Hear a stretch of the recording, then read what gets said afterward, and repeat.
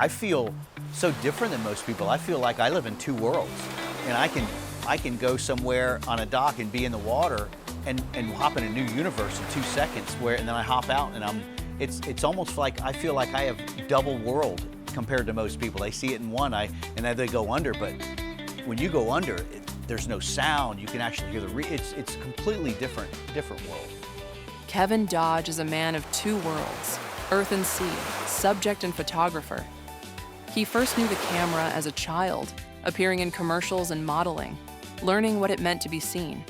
But the sea claimed him even earlier, shaping a life that would always move between observation and immersion, between being captured and capturing the world. I'm a third-generation native of South Miami. Grew up in the water. My father was a huge free diver, actually dove on the treasure ships. So he would go spearfishing, and he used to tell me that when I was 18 months old, he'd take me spearfishing with him, and I'd be on it, holding on his neck, and he'd go down to spear fish, and he'd look at me, and I'd be splashing on top of the water. He'd come back up, and I'd grab his neck again. So I was diving I was swimming before by one. I was just born and raised on the water and in the water constantly. I don't know, I remember being in the water when I was like in diapers. I mean, it was part of our life. Like I grew up, my great-grandfather bought a place in Key Largo that my father lives in now in 1949. So we've been in the Keys, in the water. I mean, that's as much in the water as I've been on land. When he wasn't in the water, he was in front of the camera. The world of professional modeling provided Kevin with opportunities and a global perspective that most people will never experience. But more than fame or travel, his time in the spotlight led to a single, unexpected moment, a chance encounter with a camera that would define the rest of his life. I actually worked on the other side of the camera most of my life. I was a professional model and traveled all over the world, and I never thought of creative stuff that much. And one day my brother was going to model. He had grown up doing it as a kid as well. And he came out after college. He's 7 years younger. So I'd always modeling, and my friend of mine was a good photographer. He was going to do some test pics. He says, "Kevin, I can't do it last minute. Just take my camera, you can do it." So I went and shot my brother, showed Rick, my buddy, and he goes, "Man, these are great. You should shoot."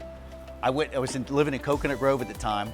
I went home that night, that couple hours, and brought back and gave him $1,000 for a Nikon F3 and a 180 ED lens. I'll never forget. And I started shooting people, and I shot my daughter, who was 4 months old, and he took it, and he was a big time stock shooter, and he took it to the agency and kept bragging. Well, they signed me, and then I started switching and started shooting the people that I'd worked with my whole life on the other side. For the next 20 years, Kevin's feet remained firmly on land. He built a successful career in the first of his two worlds, photographing models and becoming a sought-after stock photographer. But when the industry began to shift and the time came for reinvention, he knew exactly where he needed to go. He didn't just find a new subject. He stepped back into the world that had claimed him as a child. The industry really changed. I was doing heavy stock photography. I had control of my time and who I shot and where I shot, and it was really falling apart. So I had to reinvent myself.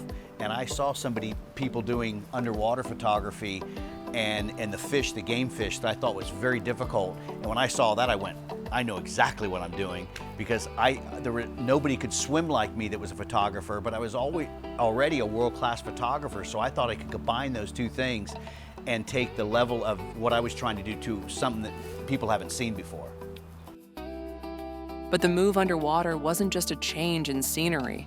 It was a shift into a second world where the rules of the studio no longer applied. Here, the light is volatile, the physical demands are extreme, and the subjects are often lethal. To capture the shots that no other human has, Kevin has to walk a line that occasionally threatens to break. Did that famous attack. I had an attack. A swordfish tried to swim at me. I remember it. You know, when things happen to you, your body slows down. And I remember him turning around the boat, and I said, he's going to try to spear me in the chest. He's coming at me full speed. And it was an amazing moment, because I remember a surge of energy that went through my body. It wasn't human. It was something I'd never felt. I can only liken it to, you know, when you hear the stories of people lifting up something strong. Well, mine was quickness, but my guardian angel, whatever you want to call it, there's no way I was able to physically do, but I reached out, grabbed his sword, pushed it between my legs, and he hit me really hard with his body, and didn't realize till I got in the boat that he had gone right through my shorts from front and back and just missed my femoral artery. And 3 weeks later, a young man in Hawaii was killed by a very small one. I've actually been out there and interviewed the people that saw it, but that moment was so surreal. And I remember that moment, it was not my time. God absolutely made it very clear that I had something else to do. And I don't know if it changed my photography, but it made me be a little more aware and more respect of those guys. The encounter didn't drive Kevin out of the water. It deepened his resolve to document it. He returned to the surface with a new mission: to create time machines that allow those on land to step into his second world without the danger. A picture to me is a time machine, right? We could show you a picture of you in high school and you say, I knew exactly when that was. We were at the Burger King for lunch or whatever. And that's why a picture, so when I have a picture of a sailfish or something underwater, I want them to feel like they are right there in the water with me and they are witnessing that real live moment as it happened. For Kevin Dodge, the camera was never a way to escape his life, but a way to deepen his connection to it. The two worlds he inhabits aren't separate. They are the inhale and the exhale of the same existence. While the first world offers him a career and a canvas, the second world offers him something more primal, a reminder of what it means to be truly alive. As he looks toward the future, the question isn't whether he will keep diving, but how he could ever possibly stop. Well, that's not going to happen. I'll be in a wheelchair going in the water. But boy, my spearfishing. I mean, I shoot, but my freedive spearfishing is my favorite thing in the world. I did it as a kid through high school, had a commercial license, had a commercial lobster license, never put out traps, but just caught them. You know, drive to Key West in high school in Miami and get there at 7 a.m., drive to Marquesas, spearfish all day and bring a few hundred pounds of fish, sell it. I did that in my summers instead of working at Publix. And great shark stories. I've been attacked by sharks too, but I love that. I love being in the water. That would kill me. That'd be rough. That'd be taking one of my worlds away. Like I said, two worlds.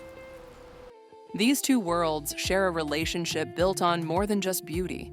It is built on a hard-earned, bone-deep understanding of the water's unforgiving nature. In the end, the sea didn't just give Kevin a career, but rather it gave him a code to live by. The ocean will turn you into man real quick.